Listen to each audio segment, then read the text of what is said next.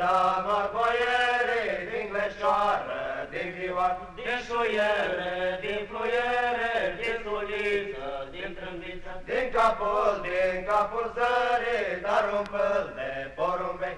În cântară, în colindară, boier nu se deșteptară, de-n văzură și-n văzură, că boier nu se deșteaptă.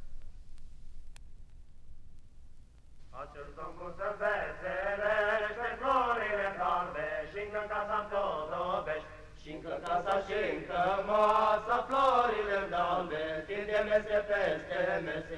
Tinde o masă de mătase, florile dalbe, cu ciucuri de dal mai fin. Pe masă o vadră de vină, florile dalbe, pe vadră un colac de grâu, un colac și un cozonac, florile dalbe, greia și acel somn bun.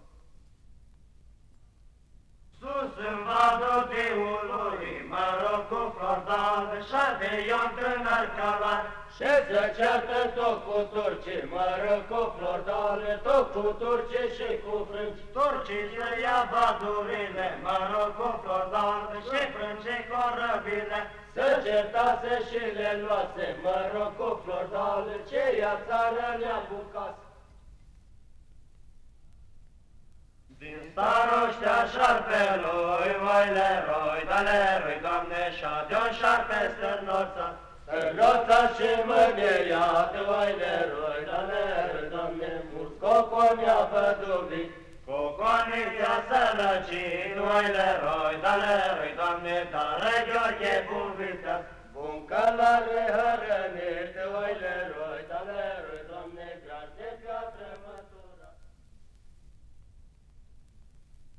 Grele ori pornitul sau le răi, Doamne, dar de mers, pe unde am mers, pe la poarta lui Ioan, le răi, Doamne, iară mama lui Ioan, înaintele Ișar, le răi, Doamne, și din gura așa gâia, lino, lino, știle mele, le răi, Doamne, mai așteptați puțin.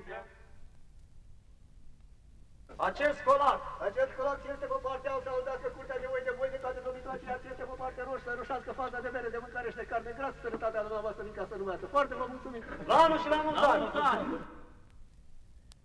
Ferice de acest domn bun, le-rui, Doamne, care fete și nepoți, și nepoți și strănepoți, le-rui, Doamne, și stau jur pe jur de el, parcă ar fi pomul înflorit, le-rui, Doamne, când de toamnă am mugurit. Voi, Ioane,